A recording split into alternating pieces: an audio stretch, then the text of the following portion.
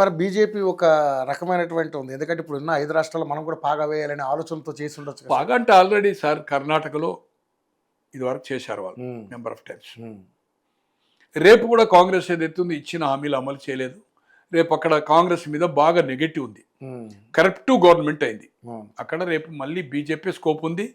ఏదన్నా కర్ణాటకలో సిద్ధరామయ్య ఇదే ఎడమెంట్గా ఉంటే శివకుమార్ గారికి ఛాన్స్ ఇవ్వకపోతే శివకుమార్ గారిని చీఫ్ మినిస్టర్ చేస్తా అనే అవకాశం కూడా బీజేపీ ఉంటే చీఫ్ మినిస్టర్ అయితే అంటే ఎందుకు పోడన్నా శివకుమార్ గారు బ్రహ్మాండంగా పోతాడు. అవును, ఇప్పుడు అలాగే డిప్యూటీ సీఎం ఉన్నాడు కదా సార్. హార్డ్ కోర్స్ అవును. ఇలా మాధవరావు సింధియా కొడుకు కానీ జితిన్ ప్రసాద్ కానీ ఎంత హేమా హేమిలు సార్. హేమా హేమిలు రాహుల్ గాంధీ కొట్టేరి అనుకోలు బయటకు పోయింది కదా.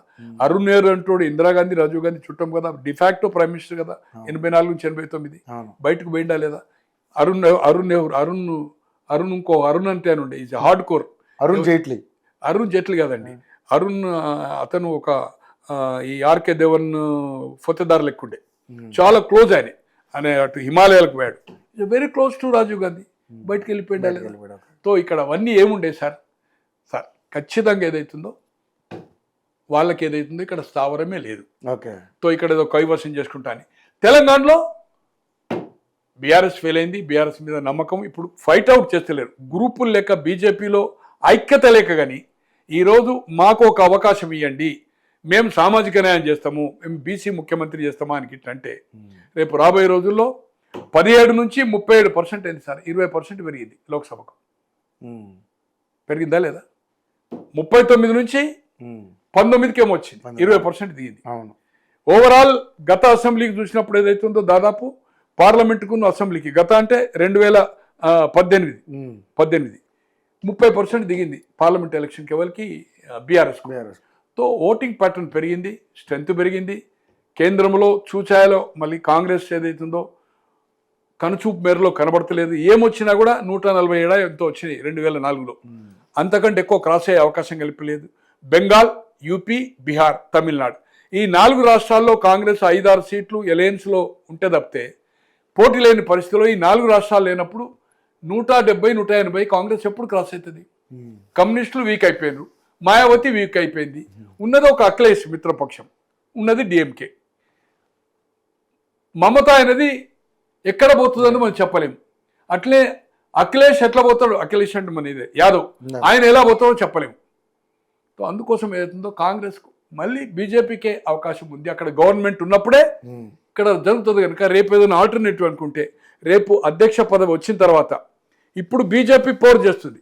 రేపు బీజేపీ యాక్టివిటీ స్టార్ట్ చేస్తే కాంగ్రెస్కు వ్యతిరేకత వస్తే ఇక్కడ బెనిఫిట్ ఏదైతుందో మాకు ఒక అవకాశం ఇవ్వండి. స్వాతంత్రం వచ్చిన తర్వాత ఈ 80 సంవత్సరాల్లో కాంగ్రెస్కు, టీడీపీకి, బీఆర్ఎస్కి ఇచ్చాడు.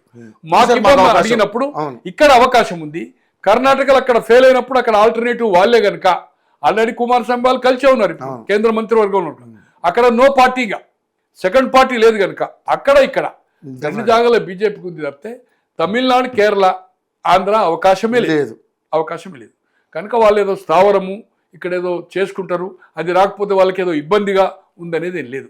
వాళ్ళ ప్రభుత్వానికి 3వ సారి కూడా ఇబ్బంది లేదు, రేపు కూడా ఇబ్బంది రాదు వాళ్ళకు. కానీ సార్ ఇక్కడ మరి తెలంగాణలో ఓన్లీ రూరల్లో లేదు కదా వాళ్ళది, ఓన్లీ అర్బన్లో అయితే బాగానే ఉంది.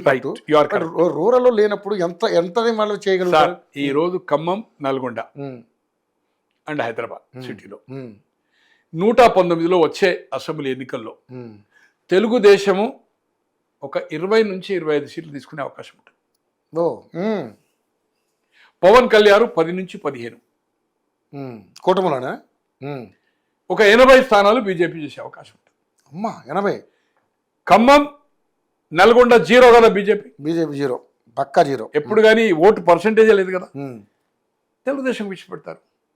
సిటీలో కాంబినేషన్ ఏదైతుందో తెలుగుదేశం ఓటు బ్యాంకు, సామాజిక వాళ్ళ దాని కమా కానీ వాళ్ళ ఓట్ బ్యాంక్ ఉంది కనుక ఖచ్చితంగా ఈరోజు అందుకోసమే కేసీఆర్ కూడా మొన్న ఏదైతుందో నేను నెక్స్ట్ క్వశ్చన్ నాకు అదే సార్. అది ఆయన మాట్లాడింది ఏంటంటే సరే ఇప్పుడు పొత్తుకి వెళ్తారా లేదా అనేది మీడియాలో రకరకాల కథనాలు వస్తున్నాయి. కానీ ఆయన ముందే మేము ఏ పొత్తు వెళ్ళము, మేము సింగిల్గానే పోటీ చేయబోతున్నాం అని ఎందుకు సార్ పని చేశాడు, సెంటిమెంట్ రగలగొట్టే చేశాడు. అవును, ఇవాళ బీఆర్ఎస్ పార్టీ అక్కడ పెట్టిండు కదా. అవును, ఒరిస్సాలో పెట్టిండు కదా. అవును, మహారాష్ట్రలో పెట్టిండు కదా, గుజరాత్లో పెట్టిండు కదా, ఢిల్లీ ఆఫీస్ పెట్టిండు కదా, అబ్కా సర్కార్ కిసాన్ అన్నాడు కదా, ఈయన 0 అయిండు, 8 డిపాజిట్లు పోయి అడ్రస్ లేకుండా పోయిండు. సో ఆయన ఎవరు నమ్మే పరిస్థితి లేదు ఇప్పుడు. అంటే మళ్ళీ తెలంగాణ అంటే ఈ రోజు చంద్రబాబు ఏరడానికి రావడం లేదు, ఇక్కడ డామినేట్ చేయడానికి రావడం లేదు. ఆ పక్షంలో, ఆ కూటమిలో, కేంద్రంలో బీజేపీ, నువ్వు సపోర్ట్ చేసినావు కదా జిఆర్ స్వామి వచ్చే వరకు, అన్నిటికీ ఎండార్స్ చేసినావు కదా. తెలుగుదేశం బయటకు వచ్చిన అన్ని పార్టీలు అపోజిషన్ తోటి ఏ రోజు కలవలే కదా. నోట్ల రద్దుకు చేసినావు, రైతు దానికి చేసినావు, తర్వాత ప్రెసిడెంట్ ఆఫ్ దానికి చేసినావు. ఎవ్రీ ఇష్యూలో ఏదైతుందో నువ్వు ఏదైతుందో అన్ని బిల్లులకు సపోర్ట్ చేసి నీ ఇగో ప్రాబ్లం తోటి వాళ్ళతో గొడవ చేసుకొని ఈరోజు బీజేపీ భాగస్వామ్యం, బీజేపీ లీడ్ చేస్తుంది ఇక్కడ. పవన్ కళ్యాణ్ వాళ్ళు ఏదైతుందో చిన్న షేర్ హోల్డర్స్, ఈయన ఒక 20, ఆయన ఒక 10, 90 వాళ్ళే కదా. చంద్రబాబుకు కావాల్సింది ఆంధ్ర, దేశ రాజకీయాలు, రాష్ట్రం అభివృద్ధి చేసుకోవాలని. ఆయనకు తెలంగాణ మీద ఇప్పుడు ఉన్న ఏజ్ పాయింట్ ఆఫ్ వ్యూలో ఆయన మళ్ళీ తెలంగాణ కావాలి, లేకపోతే యునైట్ కావాలి, ఏదో దీనికి ముఖ్యమంత్రి కావాలని ఆయనకు లేదు. Is enough. ఇక మళ్ళీ జరిగే సమస్య కాదు. నేను అక్కడనే రేపు ఈ 5 ఏళ్ళలో నేను కృషి చేసేది అవుతుందో ఆల్మోస్ట్ ఆల్ మ్యాక్సిమం ఈ పీరియడ్ అవుతుంది. నేను అనుకుంటున్నా అయితే హెల్త్ సహకరిస్తే దేశ రాజకీయాలకు పోతాడు, లేకపోతే రిటైర్ అవుతాడు. ఖచ్చితంగా ఏదైతుందో రిటైర్ అవుతాడు. ఇది సెటరైట్ చేసుకొని రాజధాని పోలవరము కొంత ఇంప్రూవ్మెంట్ చేసేది అవుతుందో ప్రజలకు చూపెట్టి ఓట్లాడడానికి పోతాడు తప్పితే అతను మళ్ళీ ముఖ్యమంత్రి కాంక్షించేది లేదు. ఇక్కడ వచ్చి ఏదో రాజ్యం మేళాలని అతనికి లేదు. అతను ఒక భాగస్వామి మాత్రమే అవుతాడు. ఓకే, సో అది బీజేపీకి లాభం. బీజేపీకి. కానీ బీజేపీ నువ్వు ఎట్లా అవుతుందో దాన్ని పెట్టుకుని చంద్రబాబు మళ్ళీ వస్తుంది ఇక్కడ ఏలటానికి. అది అవకాశమే లేదు. అది ఎవరు ప్రజలు నమ్మరు.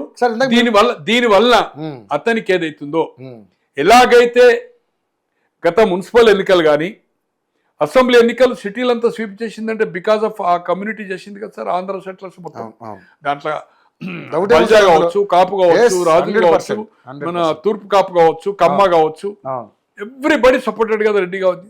అందుకోసం ఎంత లోక్సభలో ఎందుకు పోయిందన్న, చిత్తుగా పోయిందా?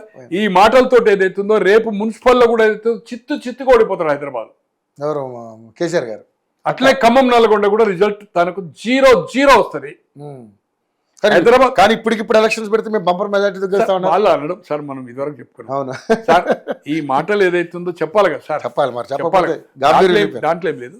బట్ లోకల్ బాడీ ఎప్పుడు పవర్ పార్టీకి ఫేవర్ గా ఉంటుంది. గతంలో నెంబర్ ఆఫ్ టైమ్స్ మీ ఛానల్లో మనం చెప్పాం. తమిళనాడే కావచ్చు బైకాట్ చేసిన తర్వాత మళ్ళీ అధికారం చేపట్టింది, అక్కడ ఆమె మాయావతి బైకాట్ చేసింది. ఇక్కడ 2 మున్సిపాలిటీలు పోయినసారి నేను అనుకుంటున్న ప్రకాశం జిల్లాలో ఒకటి, తాడిపత్రి. ఎంటైర్ ఆంధ్రలో 2 మున్సిపాలిటీలు వచ్చినాయి. దర్శి 2 మున్సిపాలిటీలు. ఈరోజు కాళహస్తిలో కానీ కుప్పంలో కానీ మంగళగిరి కానీ స్వీప్ జడ్పీలు కానీ మున్సిపాలిటీ కానీ ఏమైంది మళ్ళీ ఎలక్షన్ తో ఇక్కడ మన కేసీఆర్కి ఏమైంది? అన్ని జిల్లా పరిషత్తులు కదా.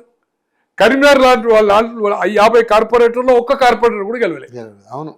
ఇక్కడ ఒకటే గెలిచింది. ఒకటి మన ఉప్పల్ దగ్గర, ఒకటి అక్కడ మల్కాజిగిరి ఏరియా, 2 గెలిచింది 150లో. తో రిజల్ట్ ఏమొచ్చింది?